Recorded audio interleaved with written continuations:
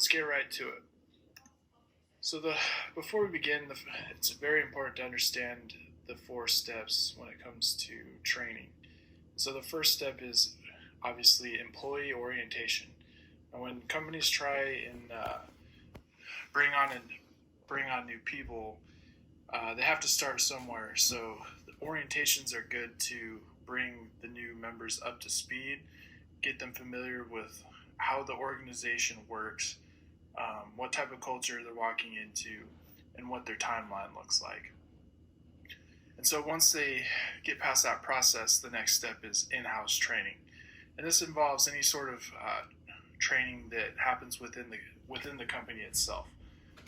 So it's basically just up to the company to train their people, whether that's on the job training or some separate training, but as long as it's within the company, it's considered in-house. Next step is mentoring. So maybe once they've graduated, they moved up from their training, they get assigned another more experienced member of the company to work with them and ensure that the newest member has understood and is applying their training and doing it well. And then also there to ensure that they're not making any mistakes and helping them grow as well. And so then usually the last one, external training, involves when members become a little bit more experienced within the job and it comes time to learning or maybe specializing in something else within the company that may require outside external training. It's directly in the name, external, so outside. All right, now that brings me to the different types of training for my job. So currently, I am an enlisted aviator for the Air Force. I fly on the KC-10 as an in-flight refueler. And when it comes to active duty flying, there's a broad range of different skills needed, which requires a wide variety of different types of training. So as you can see here, the first type is skills training. This is probably the core, most important aspect that creates a boom operator. Everything we do involves skill and technique and practice. And so in order for that to happen, we have to,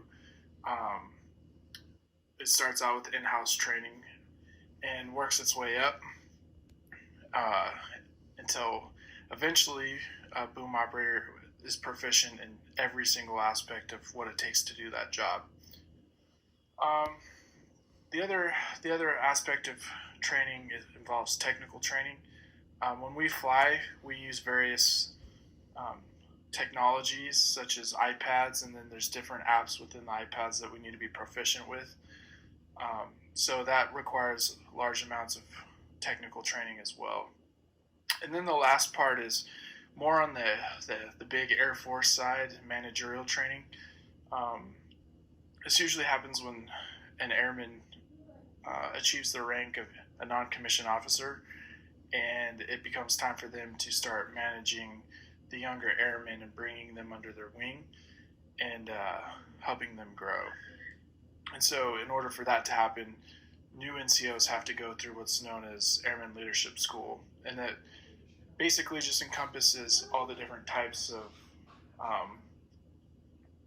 training of what it takes to be a manager.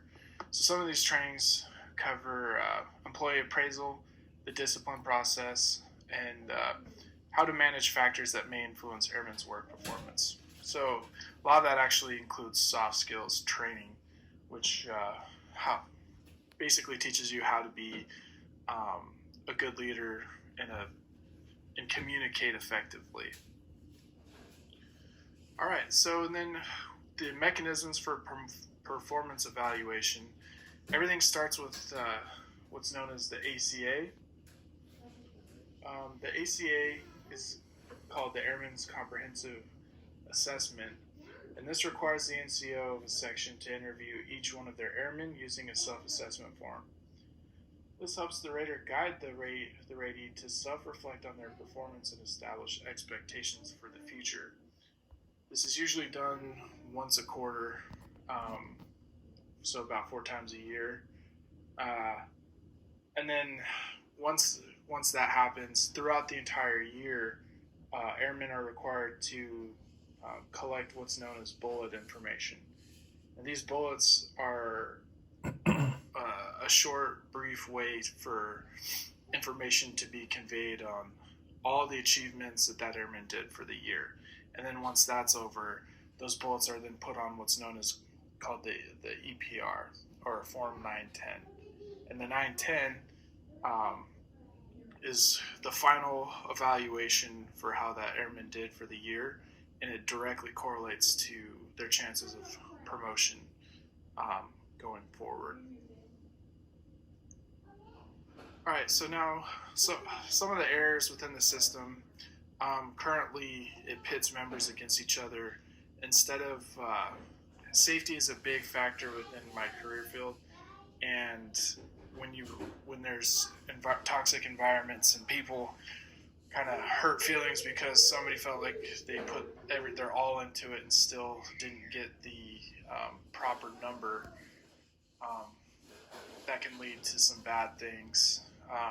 Another thing is typically the current system rewards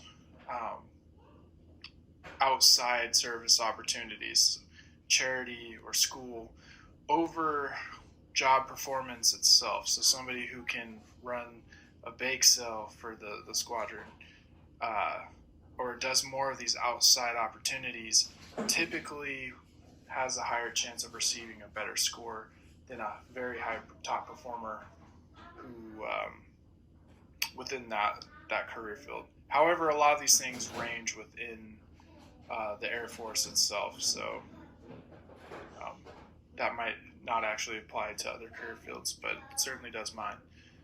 And then the strict bullet format is another big one, where these bullets, there's so many rules and regulations on the size of the bullet, what you can and can't say.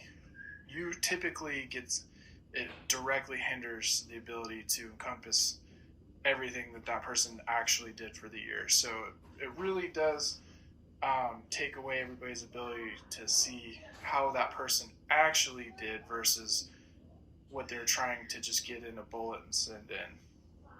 And then the other thing is our system typically offers very little room for redemption. So if somebody a long time ago, younger, messed up, and they got like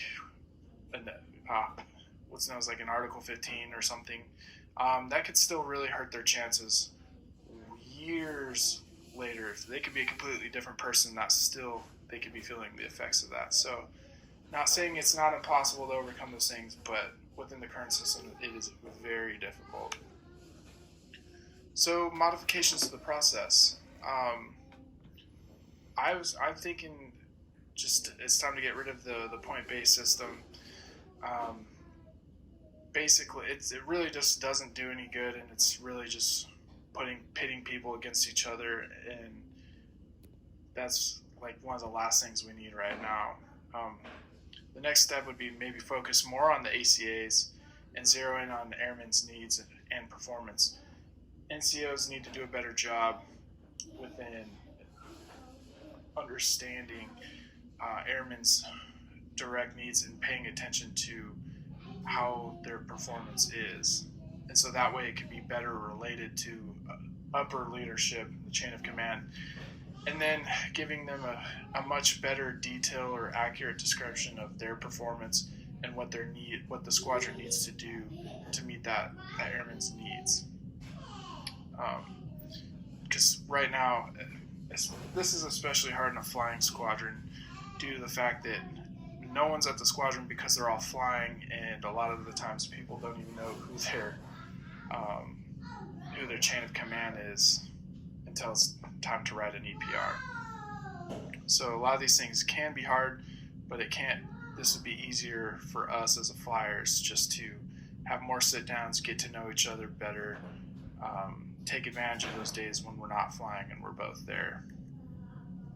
So that covers everything. I hope you guys learned a little bit about what I do, and have a good one.